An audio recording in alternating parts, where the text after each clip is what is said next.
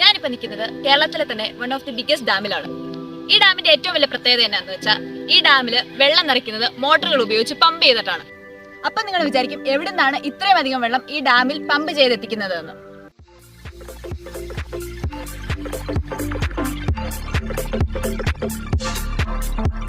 Hi, എന്റെ പേര് അനു എന്നാണ്. എന്റെ വീട് ഇടുക്കി ജില്ലയിലാണ്. ബേസിക്കലി എനിക്ക് ട്രാവലിംഗ് ഒരുപാട് ഇഷ്ടമാണ്. ഞാൻ പോകുന്ന എല്ലാ സ്ഥലങ്ങളും എനിക്ക് നിങ്ങളെ കൂടി കാണിച്ചു തരണമെന്നുണ്ട്. അതുകൊണ്ടാണ് ഞാൻ ഈ യൂട്യൂബ് ചാനൽ തുടങ്ങുന്നത്. നിങ്ങളുടെ എല്ലാവരുടെ സപ്പോർട്ട് ഞാൻ പ്രതീക്ഷിക്കുന്നു. തരാൻ പോകുന്ന ചെങ്കുളം ഡാം വറ്റിച്ചപ്പോഴുള്ള കാഴ്ചകളാണ്.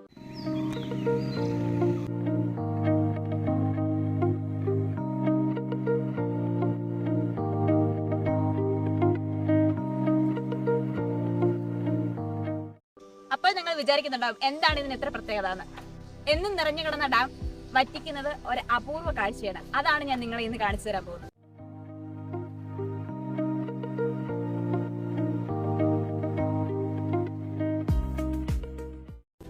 ഈ ഡാമിന് പ്രധാനമായിട്ടും രണ്ട് ഭാഗങ്ങളാണുള്ളത്. ഒന്ന് ടണലിന്റെ ഇൻടേക്കും രണ്ട് ബ്രിഡ്ജിന്റെ ഭാഗവും. എന്റെ ബാക്കിൽ നിങ്ങൾ ഇപ്പൊ കാണുന്നതാണ് ടണലിന്റെ ഇൻടേക്ക്. ടണലിന്റെ ഇൻടേക്ക് എന്ന് പറഞ്ഞിട്ടുണ്ടെങ്കിൽ അവിടെയാണ് പെൻസ്റ്റോക്ക് പൈപ്പുകൾ ഉള്ളത്. ടണലിന്റെ ഇൻടേക്കിൽ നിന്നാണ് ജലം ഒരു ഡാമിൽ നിന്ന് പവർ ഹൗസിലേക്ക് എത്തിക്കുന്നത്.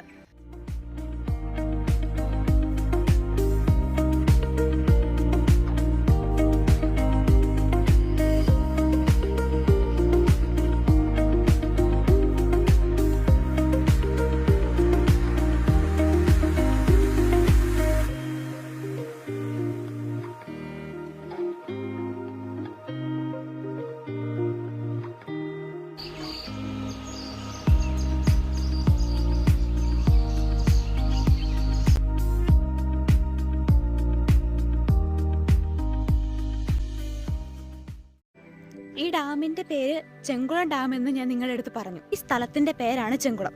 ഈ സ്ഥലത്തിന്റെ ലാൻഡ്മാർക്ക് ആയിട്ടുള്ളത് ഈ ചെങ്കുളം ഡാം തന്നെയായിരിക്കും. നിങ്ങൾ പലരും മൂന്നാർ കേട്ടിട്ടുണ്ടാവും, അടിമാലി കേട്ടിട്ടുണ്ടാവും, പള്ളിവാസൽ കേട്ടിട്ടുണ്ടാവും. ഇതിനെല്ലാം ഇടയിൽ വരുന്ന വേറൊരു സ്ഥലമാണ് ചെങ്കുളം എന്ന് പറയുന്നത്.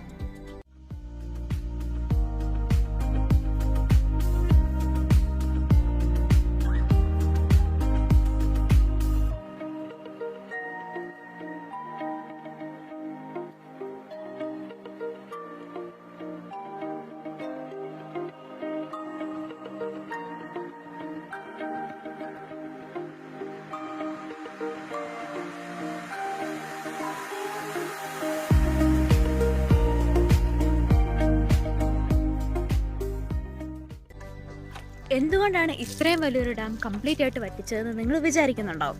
ഈ ഡാമിൻ്റെ ഇൻടേക്കിൽ നിന്ന് വെള്ളത്തോർ പവർ ഹൗസിലേക്ക് വെള്ളം കൊണ്ടുപോകുന്ന സ്ഥലത്ത് കുറേ ഗ്രില്ലുകൾ. ഈ ഗ്രില്ലുകളാണ് പെൻസ്റ്റോക്കിൻ്റെ അതുപോലെ വെള്ളത്തോൽ പവർ ഹൗസിൻ്റെയൊക്കെ ഒരു ഷീൽഡായിട്ട് വർക്ക് ചെയ്യുന്നത്. കാരണം വലിയ വലിയ തടികൾ അങ്ങനെയുള്ള കാര്യങ്ങളൊന്നും പെൻസ്റ്റോക്കിലൂടെ കടന്നു പോയിട്ടുണ്ടെങ്കിൽ അത് ഡാമേജുകൾ ഉണ്ടാക്കാൻ ചാൻസ് ഉണ്ട്. ഈ ഷീൽഡ് എന്ന് പറയുന്നവ അയൺ ഗ്രില്ലുകളാണ്. അപ്പോൾ ഈ ഷീൽഡിൻ്റെ റിപ്പയറിങ്ങിന് വേണ്ടിയിട്ടാണ് ഈ ഡാമിൻ്റെ വെള്ളം കംപ്ലീറ്റ് ആയിട്ട് വറ്റിച്ചേക്കുന്നത്.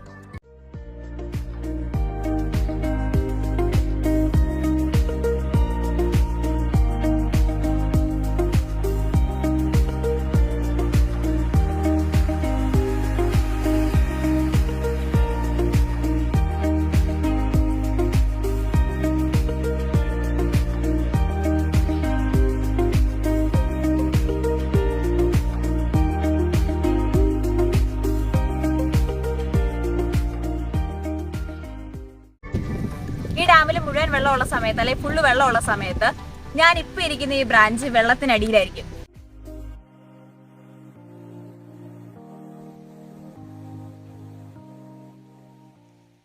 ഈ ഡാമിന്റെ അടുത്ത് കാണുന്ന കുഞ്ഞു കുഞ്ഞു വീടുകളൊക്കെ ഈ ഡാമിന്റെ റിപ്പയറിങ്ങിന് വേണ്ടി വന്നിരിക്കുന്ന അന്യഭാഷക്കാരായിട്ടുള്ള വർക്കേഴ്സ് താമസിക്കുന്ന വീടുകളാണ്.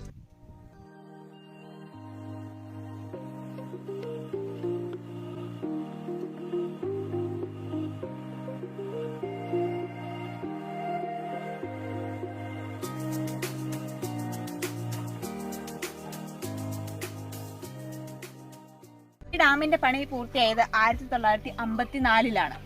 ഈ ഡാമിലേക്ക് വെള്ളം തുറന്നു വിട്ട സമയത്ത് മുറിച്ച മരത്തിന്റെ കുറ്റിയാണിത്. അതായത് ഈ മരക്കുറ്റിക്ക് ഇപ്പോൾ ഒരു 70 വർഷം പഴക്കമെങ്കിലും ഉണ്ട്.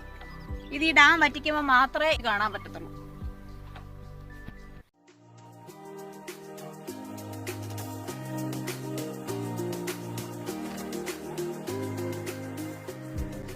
നമ്മളിപ്പോൾ നിൽക്കുന്ന ഈ ചെങ്കുളം ഡാമിന്റെ ബ്രിഡ്ജിന്റെ സൈഡിലാണ്. മൂന്നാറിൽ നിന്ന് 16 കിലോമീറ്റർ ദൂരത്തിലാണ് നിൽക്കുന്നത്.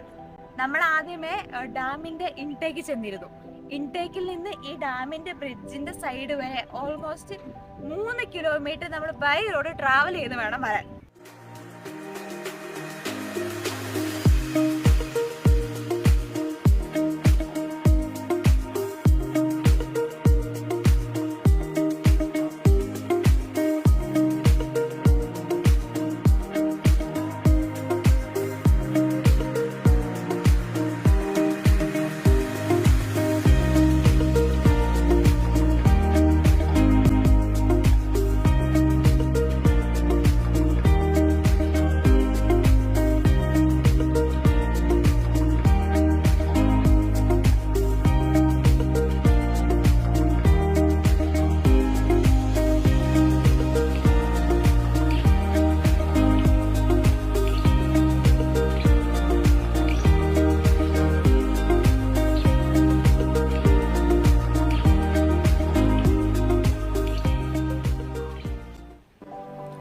മെഗാവാട്ടാണ് ഈ പ്രൊജക്ടിന്റെ കപ്പാസിറ്റി.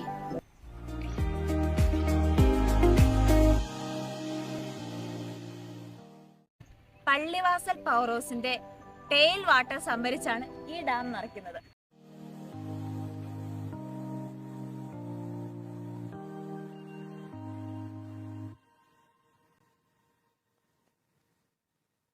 പള്ളിവാസൽ പ്രൊജക്റ്റിൽ നിന്നും ഏകദേശം 9 മീറ്റർ ഹൈറ്റ് ഡിഫറൻസിലാണ് ചെങ്കുളം ഡാം സ്ഥിതി ചെയ്യുന്നത്. അതായത് 9 മീറ്റർ ഉയരത്തിലാണ് ചെങ്കുളം ഡാം സ്ഥിതി ചെയ്യുന്നത്. അതുകൊണ്ട് തന്നെ പള്ളിവാസൽ പ്രൊജക്റ്റിൽ നിന്നും മോട്ടോറുകൾ ഉപയോഗിച്ചാണ് ചെങ്കുളം ഡാമിലേക്ക് വെള്ളം എത്തിക്കുന്നത്.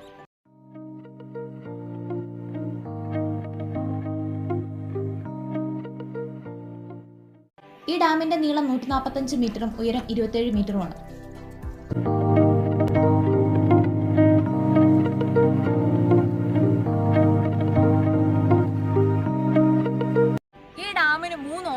ഗേറ്റുകളും അതുപോലെ ഡാം ക്ലീൻ ചെയ്യാനായിട്ട് ഒരു വെർട്ടിക്കൽ ഗേറ്റുമാണ് ഉള്ളത്.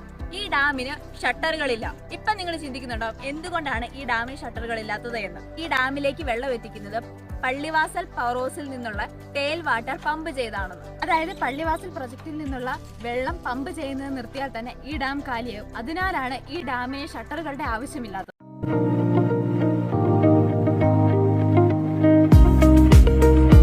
നിങ്ങൾക്ക് കുറേ പുതിയ ഇൻഫർമേഷൻസ് എൻ്റെ ഈ വീഡിയോയിൽ നിന്ന് കിട്ടിയതായി ഞാൻ പ്രതീക്ഷിക്കുന്നു. അടുത്ത വീഡിയോ കാണുന്നവരെ ബൈ ബൈ.